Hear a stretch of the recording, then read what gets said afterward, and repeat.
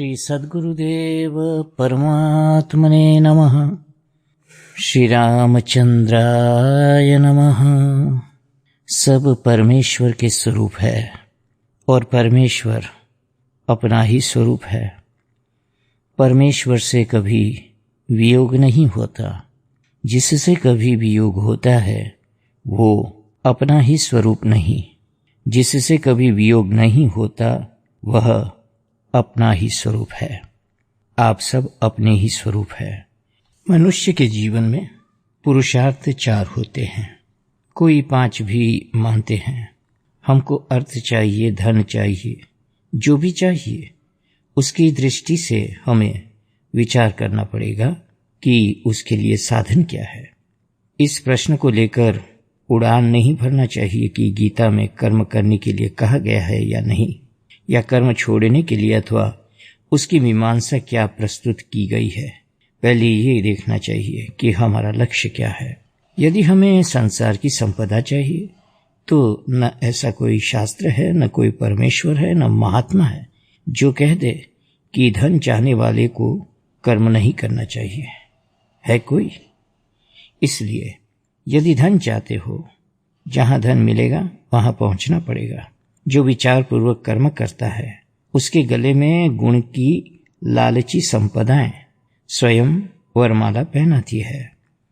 संपत्ति उसी का वर्ण करती है जो गुणी हो, शीलवान हो, वृद्ध के आश्रय में रहता हो और कृतज्ञ हो। वृद्ध के आश्रय में यानी कि एक्सपीरियंस्ड के आश्रय में रहता हो और कृतज्ञ हो, ग्रेटफुलनेस हो। कृतज्ञता बड़ा भारी गुण है। जो अपने को लाभ पहुंचाने वाले के प्रति कृतज्ञता प्रकट करने में कृपण होता है, कंजूस होता है, संपत्ति उसका साथ नहीं देती।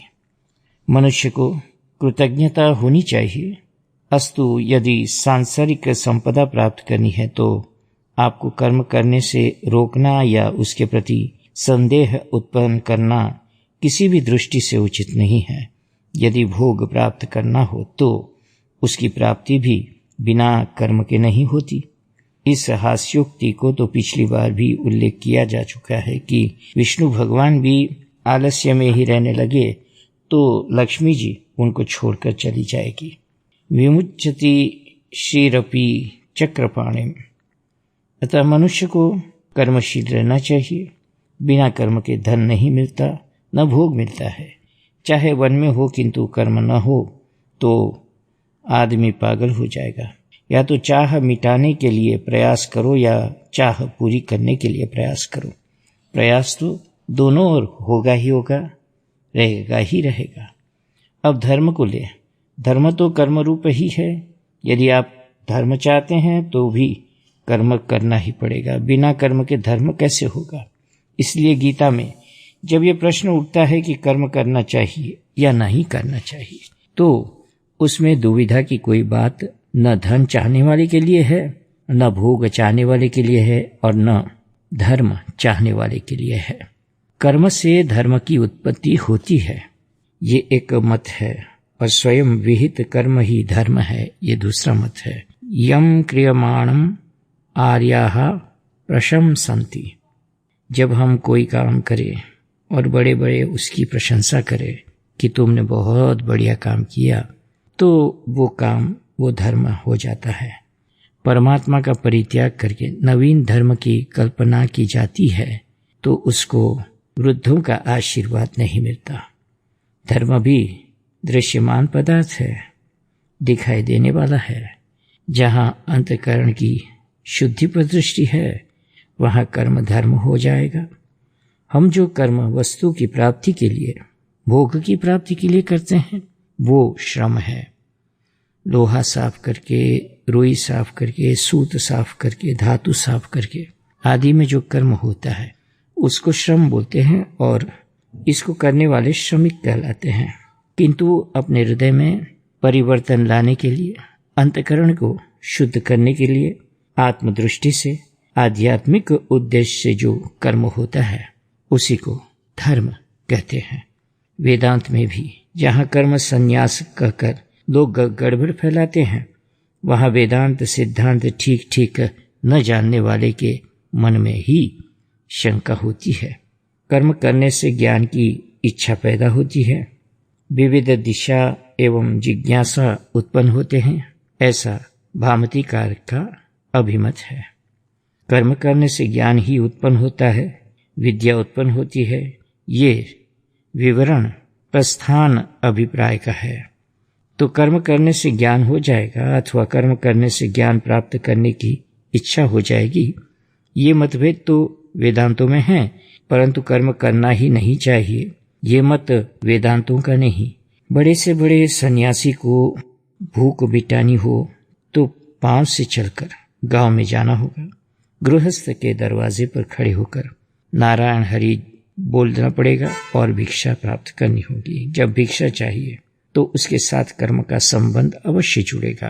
कुछ पाना है तो कुछ करना पड़ेगा। मोक्ष पुरुषार्थ में कर्म का संबंध कैसे जुड़ता है, ये एक प्रश्न है।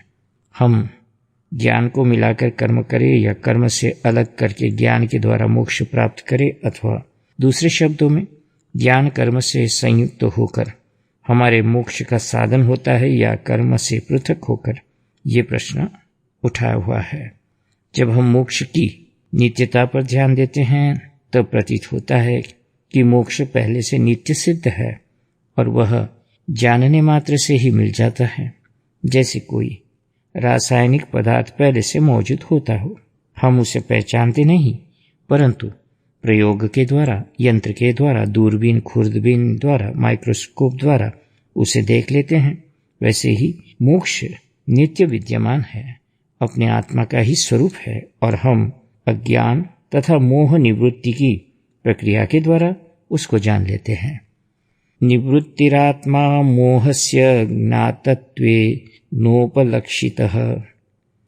मोह की निवृत्ति से, अविद्या की निवृत्ति से उपलक्षित आत्मा ही मोक्ष है, अर्थात मोक्ष हम स्वयं ही है, परंतु ये बात मालूम नहीं पड़ती। अतः जो मालूम न पड़ना है उसको मिटाने के लिए प्रयास करना पड़ता है। इस प्रकार मोक्ष के लिए कर्म का जो बड़ा भारी उपयोग है, इसको वेदांती लोग 4 श्रेणियों में बांटते हैं। हमारे ऊपर अनेक ऋण है, यद्यपि आजकल के बच्चे तो नहीं मानते, पर ऋण तो है ही। पितृ ऋण, देव ऋण, ऋषि ऋण है। इन ऋणों को उतारने के लिए मनुष्य को कर्म करना चाहिए। ऋण अपाकरण द्वारा किया हुआ कर्म मोक्ष का साधन है, ऐसा वेदांतियों का एक मत है। हम माँ के पेट से 10 महीने रहे, पहले तो माँ का दूध भी पीते थे, अब भी माँ का दिल अपने बच्चों को दूध पिलाए बिना कैसे मानेगा। जो माँ अपने बच्चों को दूध नहीं पिलाती उसके बारे में तो बरबस यही कहना पड़ेगा, तेरो कठिन हियो री माई। केवल जवानी बहुत दिनों तक बनी रहे, शरीर ढीला ढाला न दिखाई दे, इसके लिए अपने बच्चे को मुंह में अपना दूध न डालना किसी माँ से कैसे हो सकेगा। जो माँ अपने बच्चों को दूध नहीं पिलवाएगी वो ये आशा कैसे रखेगी कि उसका बच्चा अपनी परंपरा को, अपने पैतृक धर्म को मानेगा। कर्म का उपयोग किस प्रकार होता है? एक तो जो हमारा परंपरा का ऋण हमारे ऊपर आया है, माता पिता द्वारा, नाना नानी द्वारा, दादा दादी के द्वारा, पूरे गोत्र के द्वारा, वह उतारने के लिए हमें अपने कुल से संबंध रखकर उसके कर्तव्यों का पालन करना चाहिए। नहीं तो मनुष्य कृतज्ञ हो जाता है, कृतज्ञ यानी कि बेफिक्र हो जाता है, अनग्रेटफुल हो जाता है और कृतज्ञता के दोष से उसके ज्ञान में बाधा पड़ती है। दूसरा है दैव ऋण।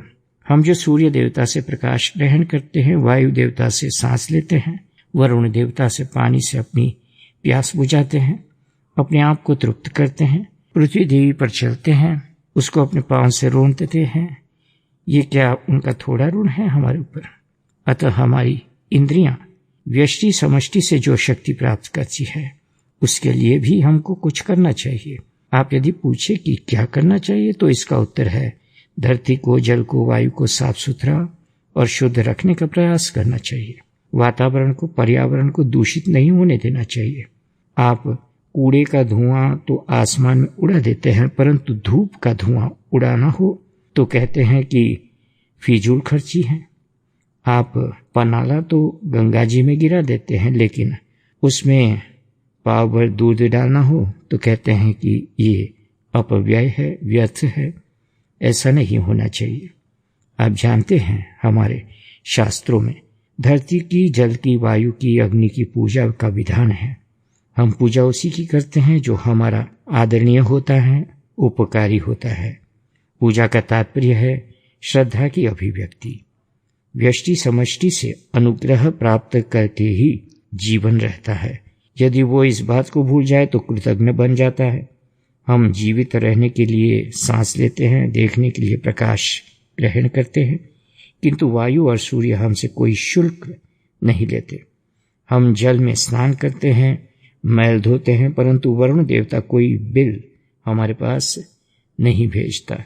इसी तरह अन्य देवताओं के ऋण भी किसी न किसी प्रकार हमारे ऊपर, और यदि हम उनको न चुकाए तो वे हमारे अंतःकरण को अशुद्ध करते हैं और सत्य के ज्ञान में बाधा डालते हैं।